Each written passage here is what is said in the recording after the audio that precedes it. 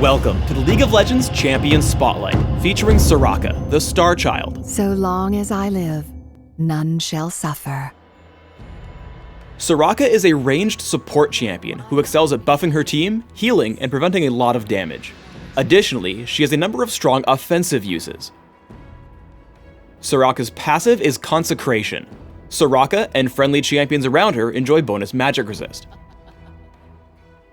Star Call damages all nearby enemies and lowers their magic resist for a few seconds. This magic resist shred can stack, often placing enemies into negative values that cause them to take even more than the listed damage. As a support, I recommend 1 point in Star Call early, but due to how dangerous it is to stand in close range, max it last. In tankier mage-oriented builds, I recommend maxing it first. Astral Blessing heals and significantly increases the armor of target ally for a few seconds. For support Soraka, take Astral Blessing at level 1 and max it immediately. When played as a mage, max it after Star Call. Infuse has 2 different effects depending on whom Soraka targets. When cast on an allied champion, Infuse restores mana to her target, but Soraka cannot target herself. Cast on an opponent, Infuse damages and silences her foe for a few seconds.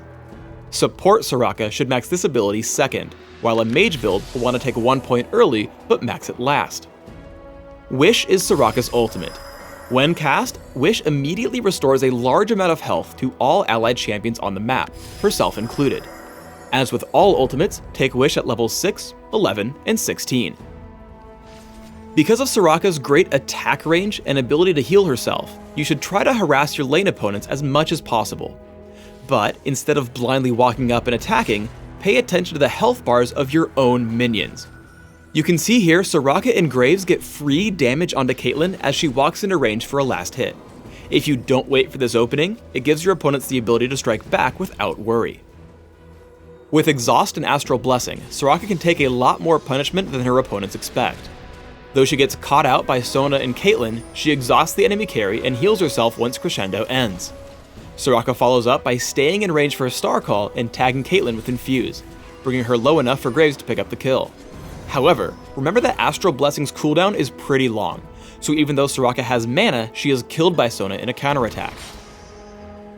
Soraka's deceptive tankiness is proven again as she gets jumped by Hecarim, Caitlyn, and Sona. Flash gets Soraka a bit farther away and then she self-casts Astral Blessing, allowing her to absorb a lot of punishment as her team comes in from behind. After Sona falls, Soraka keeps herself alive with Wish, exhausts Caitlyn, and silences her ultimate. Popping Shirelia's Reverie, Soraka escapes and allows her team to chase down Caitlyn for the kill. Don't get overconfident. Soraka tanked the last fight because only physical damage dealers were focusing her, and Astral Blessing grants tons of armor. In this clip, Soraka's caught out in front against significant magic damage, and enough crowd control to prevent all of her healing. Now let's talk about her early game as a primary mage. In the beginning, rely on your basic attacks instead of Star Call for killing minions. Using Star Call will place you in significant danger of a gank, so it's better to farm from a distance. Star Call does, however, deal incredible damage in team fights. Soraka follows as Lee Sin charges into a fight against Skarner and Katarina.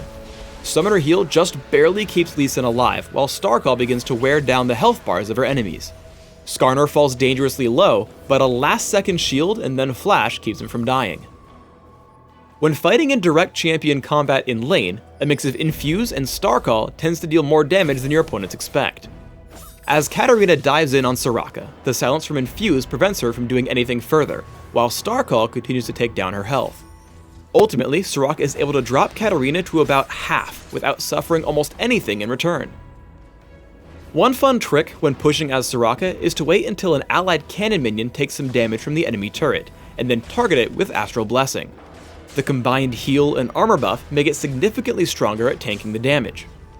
Soraka has to manage all her abilities well in a late game teamfight. First, she quickly interrupts Katarina's Death Lotus with Infuse.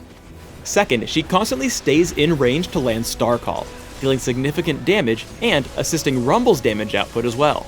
Third, after the opposing team counterattacks, she makes sure her full team can benefit from Wish, keeping Rumble alive until they can bring down Caitlyn. The continued use of Star Call and Infuse at this point serve to bring Sona extremely low and take down Caitlyn in a one-on-one.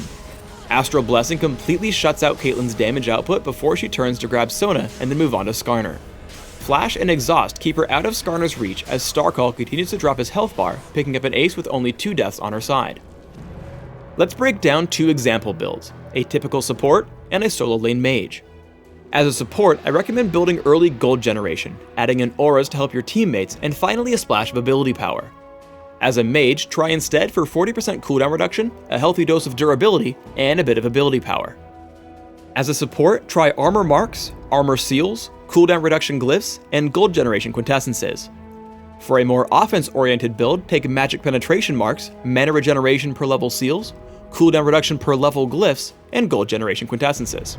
Take 8-0-22 Masteries as a support, with cooldown reduction in offense, plus mana, gold generation, and more cooldown reduction in utility.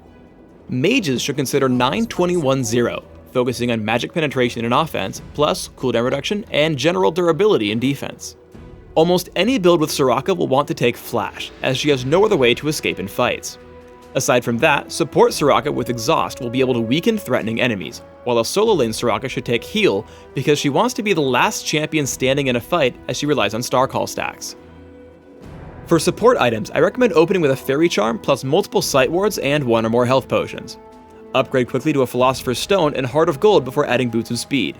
If you can grab it before about 15 minutes in, Cage's Lucky Pick will also set you far ahead. From here, start adding in items that will help your team at large, such as Shirelia's Reverie, Aegis of the Legion, Locket of the Iron Solari, and Zeke's Herald. Finally, adding a Rabadon's Death Cap at the very end will increase the potency of your heals, keeping your team alive longer.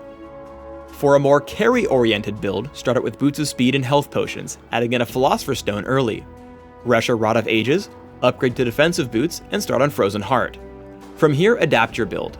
Rylea's Crystal Scepter, Abyssal Scepter, and Rabadon's Death Cap are all great options to increase your durability and damage output. Thanks for tuning in to the Soraka Champion Spotlight. Please subscribe to the Riot Games YouTube channel above and leave us your comments just below the video.